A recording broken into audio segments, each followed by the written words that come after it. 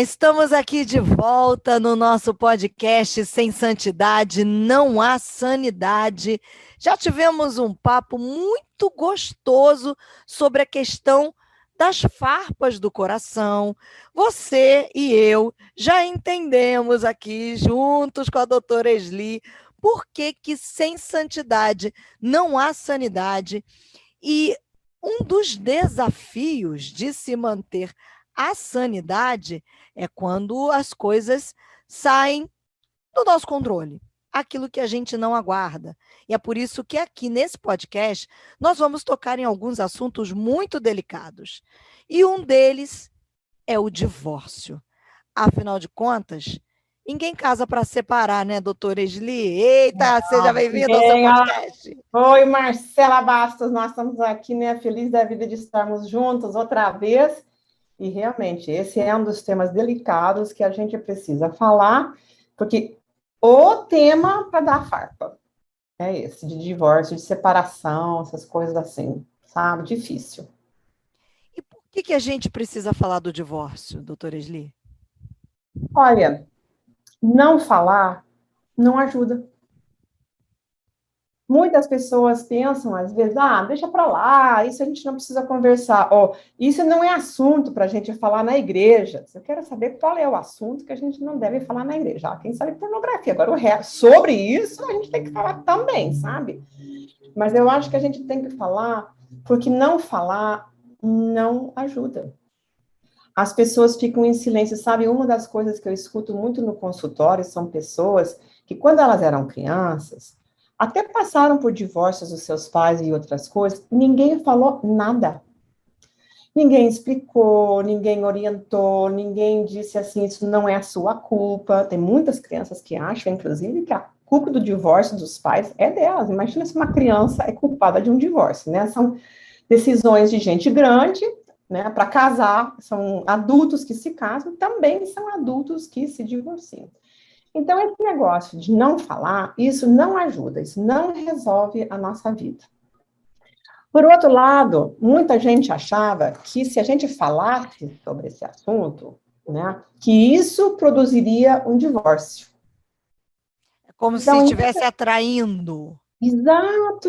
Eu me lembro, eu vou dizer uma coisa, agora sim eu vou confessar a minha idade, Marcela.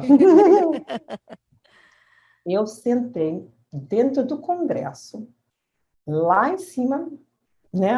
Para não dizer os puleiros, né? Lá em cima daquelas cadeiras horrorosas, lá em cima, em junho de 1977. Eu tinha acabado de me mudar para Brasília. E eu sentei lá em cima quando eles votaram a lei do divórcio, a primeira lei de divórcio no Brasil, que o Nelson Carneiro lutou mais de 25 anos para introduzir, né? E eu vi com esses olhinhos que é a terra de comer, eu vi essa votação. Então, eu vivi essa época em que, assim, tinha muita controvérsia, né? Por um lado, muitos diziam, inclusive, muitas das igrejas, inclusive, esse negócio, se a gente legalizar o divórcio, agora todo mundo vai sair correndo para se divorciar. E outros diziam assim, deixa disso, tem gente que já se separou, vivem separados há muito tempo, vamos legalizar, vamos regularizar essa situação, não só dos pais, como também das crianças, fruto dessas uniões. Então, eu vi, foi uma lei muito conservadora, e eu nunca imaginei que fosse a lei que iria me reger no meu divórcio, porque eu não era nem casada nessa época, imagina só. Não passava então, nem pela sua cabeça, óbvio. Nossa, eu fui ver porque, assim, eu gosto de acompanhar coisas históricas, e eu sabia que se esse voto saísse, seria uma coisa histórica, como realmente foi. Então, é muito bom a gente ver, né, a história desenrolando, seja o que for, né? Então, eu vi, era uma lei muito conservadora, para a gente se divorciar, tinha que estar 3 anos legalmente separados, ou então provar que 5 anos de fato, e só podia se divorciar uma vez. Nada desse negócio de se divorciar 2, 3, 4 vezes e ficar casando de novo. Tinha nada disso, né? Muitos anos depois, quando refizeram a Constituição, acho que lá para 88 deve ter sido, né?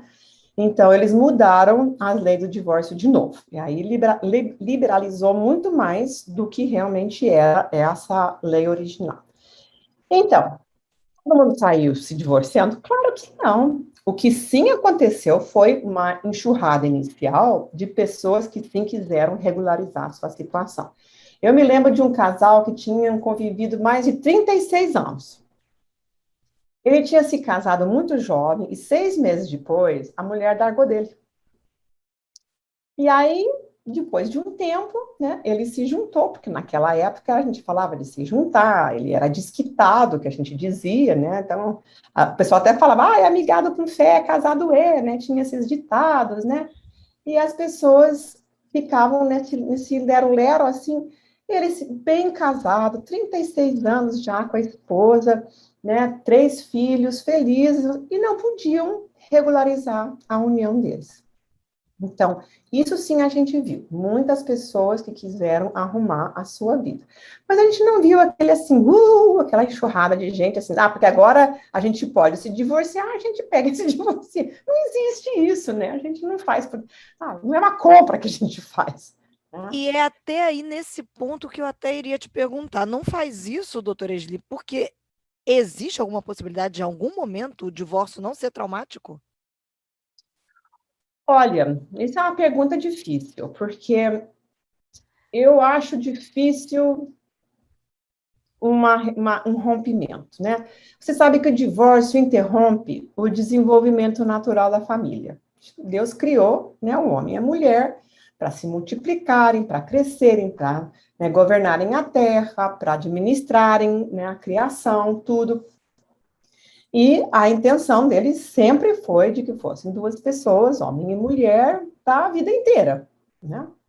Mas, como as pessoas têm a dureza do coração, né, homens e mulheres, então, lá pelas tantas, foi preciso, inclusive, né, no tempo de Moisés e tudo mais, regularizar situações, né, porque as pessoas acabaram se divorciando por causa do pecado, por causa dos pecados cometidos, porque nós somos pecadores, nem sempre fazemos as melhores decisões, né, e eu acho que sempre impacta a família sim, sabe? Um dos estudos, eu sempre me referencio a esse estudo do estudo ACE que a gente fala, que é da experiências adversas da infância, né, Adverse Childhood Experiences. Uma das perguntas nessa escala de 10 perguntas, né, alguma vez os teus pais se separaram antes dos 18 anos? Nem pergunta se divorciaram ou se juntaram de novo. Não. Os teus pais se separaram alguma vez, que seja uma vez. Então, eles viram que essa separação impacta negativamente as crianças. Então, eu acho muito difícil a gente se separar e isso não deixar alguma forma de sequela, né? A gente pode sarar disso? Pode. A gente pode viver melhor depois? Se a gente se arrumar, se curar, buscar sanidade, tirar as farpas do coração, mudar comportamento que pode, inclusive, ter contribuído, né, para as coisas que aconteceram, sim. Mas é um marco na vida. É minha vida antes e depois um divórcio. Isso eu acho que é real. Né? Por mais que você esconda, por mais que você não fale disso, por mais que você ponha no passado, eu acho que sempre tem um impacto. Então, acho que é importante a gente falar, porque também é uma coisa assim muito da diversidade, né? Então, a gente tem que ter essa compreensão, né? Então, sabe, não falar não ajuda, falar disso não produz divórcio. A gente vê, depois disso, sabe, eu me lembro, quando eu era criança, quando eu era menina, eu vivia nos Estados Unidos.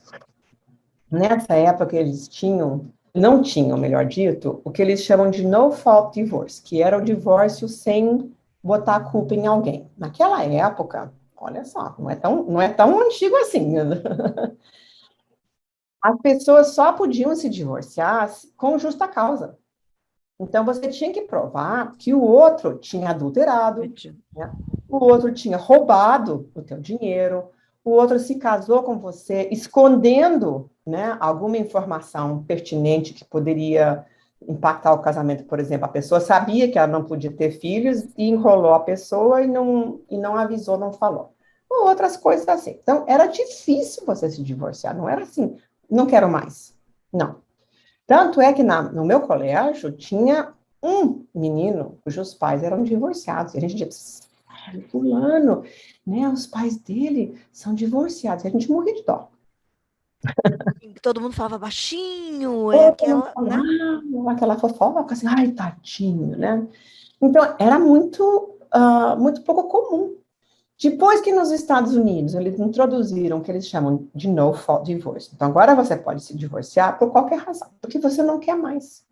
O índice de divórcio disparou, porque assim, agora eu posso divorciar da pessoa porque eu não gosto mais dela, porque eu não sou mais feliz, porque eu não gosto do vestido, eu não gosto da calça, né? Eu não gosto do jeito que come, no jeito que dirige, qualquer razão serve. Eu não tenho que justificar mais, eu simplesmente tenho que ir lá e assinar os papéis. E é aquela coisa assim, sabe? Então, o que nós estamos vendo? Que na igreja as pessoas estão chegando assim. Uma Né? As banalização. igrejas, as pessoas estão chegando na igreja, graças a Deus estão chegando na igreja, estão chegando na igreja do jeito que elas são, do jeito que elas estão. Então, o que nós estamos vendo? Muita gente chegando na igreja já de divórcios anteriores.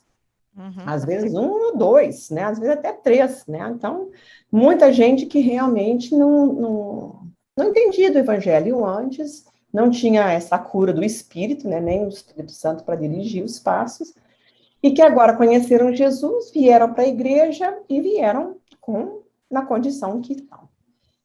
E eu acho que uma outra coisa que a gente está vendo ainda mais grave é que as nossas famílias dentro da igreja também estão se divorciando. E aí vamos voltar a falar das farpas, né? Porque quando a gente tem essas farpas, a gente fere o outro, né? A gente se fere e o outro me fere com as minhas próprias farpas. E as minhas farpas ferem o outro. E isso, muitas vezes, essas farpas que vêm do passado, que vêm das coisas que a gente já viveu, é óbvio que eu levo para dentro do meu casamento. Aí, né, a gente viver espetado, feito um porco-espinho, tanto de um lado quanto de outro, não é a forma mais feliz da gente viver. E as pessoas não entendem isso das farpas, e em vez de tirar a farpa e arrumar, se divorciam. Só que leva a farpa junto, próxima relação vai ser Vai ter farpa lá, também, né? Vai repetir a dose porque tá lá a farpa e vai espetar os outros também, né?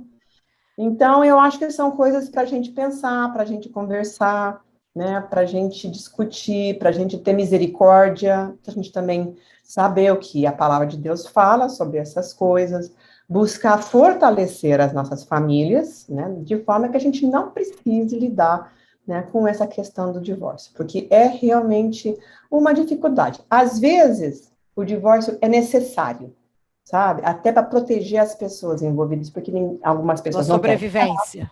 pela sobrevivência, a violência, por exemplo, no lar, e violência, inclusive, nos lares de pessoas evangélicas, pessoas cristãs, não vai pensar que não acontece, porque acontece sim, mas a gente precisa ter esse entendimento, né, de trabalhar com misericórdia, com paixão, com firmeza, e fortalecer as nossas famílias dentro da igreja de forma que a gente possa evitar o divórcio e ter realmente famílias felizes.